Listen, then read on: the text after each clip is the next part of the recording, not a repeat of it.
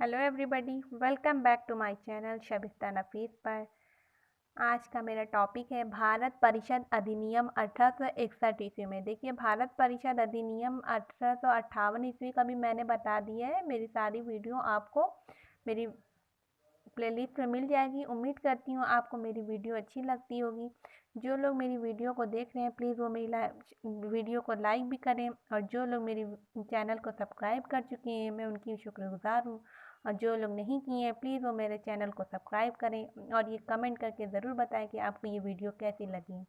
और आप लोग जो भी बनाने के लिए कहेंगे मैं उस पर बनाने के लिए हिस्ट्री में मैं पूरी तरह से कोशिश करूँगी। तो चलिए बिना टाइम वेस्ट किए मैं कहती हूँ भारत परिषद अधिनियम 1861 ईस्वी का।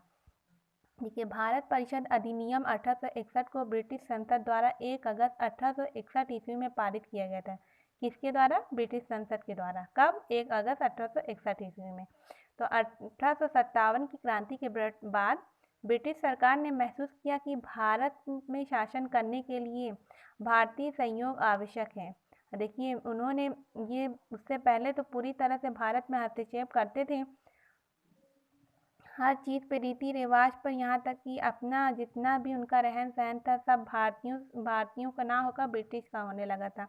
अतः इसी कारण सब लोग जब तंग आ गए थे तो 1857 की क्रांति हुई, जिससे ब्रिटिश सरकार को ये महसूस हो गया कि यदि वो ज़्यादा हद कर देंगे तो भारतीयों को क्रांति के लिए तत्पर होना पड़ेगा। इसी कारण 1857 की क्रांति होती है और ब्रिटिश सरकार को ये समझ में आ जाता है।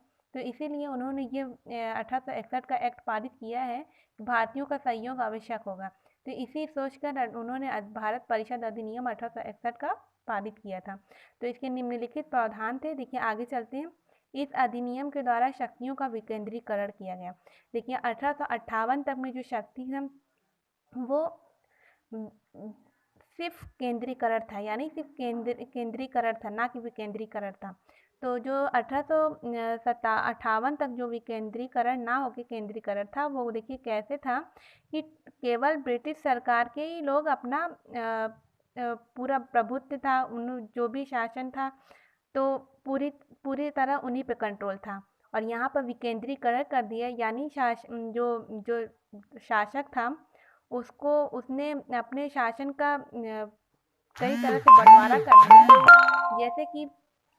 जैसे कि उन्होंने गृह मंत्री अलग बना दिए, विदेश मंत्री अलग बना दिए, तो अपने सर का बोझ भी थोड़ा हल्का कर लिया था उन्होंने। तो यहाँ से विकेंद्रीकरण की शुरुआत हुई है। इस अधिनियम के द्वारा वायसराय की परिषद की सदस्य विधेयता के रूप में जोड़ा गया।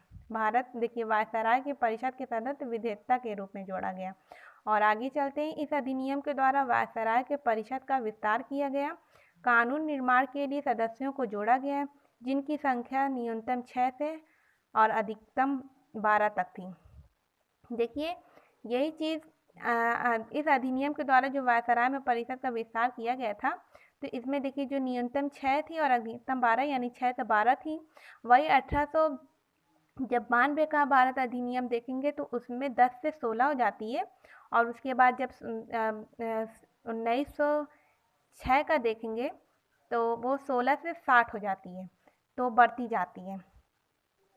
तो देखिए, इस अधिनियम के द्वारा जिनकी संख्या न्यूनतम 6 थी और अधिकतम 12 तक होती थी, इस सदस्यों के कार्यकाल 2 वर्ष रखा गया। इस तरह वायसराय बढ़कर 17 हो गई। ठीक है, आगे चलते हैं। इस अधिनियम के द्वारा वास्तविक रूप से भारतीय होना अनिवार्य नहीं था, परंतु व्यावहारिकता के संभ्रांत भारतीयों को इससे जोड़ा गया। 1862 ईस्वी को लॉर्ड कैनिंग ने 3 भारतीय, यानी बनारस के राजा, पटियाला के महाराजा और सर दिनकर राव ने विधान परिषद को मनोनीत किया। तो आगे चलते हैं। देखिए, उन्होंने लॉर्ड कैनिंग ने 3 भारतीयों को इसमें रखा था। तो भारत सरकार बनारस के राजा थे, पटियाला के महाराजा और सर दिनकर राव थे। ये बहुत ही बेसिक पॉइंट है, आप लोग इसे याद रखिएगा। तो आगे है। इस अधिनियम के द्वारा मद्रास, मुंबई और प्रेसिडेंसियों को पुनः शक्ति देकर विकेंद्रीकरण की प्रक्रिया की शुरुआत की गई थी। किस एक्ट में मद्रास, मुंबई के प्रेसिडेंटियों को पुनः शक्ति देकर विकेंद्रीकरण की शुरुआत की गई थी? तो ये 1861 ईस्वी के भारतीय अधिनियम में।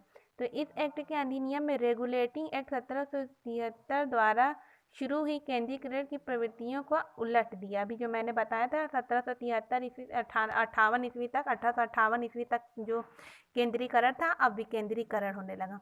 तो इस विधायी विकास नीति के कारण 1937 तक प्रांतों को संपूर्ण आंतरिक स्वायत्तता हासिल हो गई। बंगाल 1862 में, उत्तर पश्चिम सीमांत प्रांत 1866 में और पंजाब 1867 में विधान परिषद का गठन हुआ। तो देखिए विधान परिषद का जब गठन हुआ तो ये तीनों का याद रखिएगा। बंगाल में 1862, उत्तर पश्चिम सीमा प्रांत पर 1866 ईस्वी में और पंजाब में 1867 ईस्वी में विधान परिषद का गठन हुआ था। इस अधिनियम के अनुसार वायसराय अब प्रशासनिक एवं विधायी कार्य हेतु नए प्रांतों का गठन और उसके लिए लेफ्टिनेंट गवर्नरों की नियुक्ति कर सकता था। कौन कर सकता था? वायसराय प्रशासनिक और विधान कार्य हेतु नए प्रांतों का गठन और उसके लिए लेफ्टिनेंट गवर्नर की नियुक्ति कर सकता था वायसराय। तो यहाँ 1861 ईस्वी का ख़त्म हो गया। मैं अब 1892 ईस्वी की वीडियो जो अधिनियम है उसकी मैं बनाऊँगी। तब तक के लिए यहाँ मेरा ये पॉइंट ख़त्म होता है। उम्मीद करती हूँ आप लोगों को समझ में आया होगा। अगर समझ में आया तो प्लीज़ लाइक करें और सब्सक्राइब करें।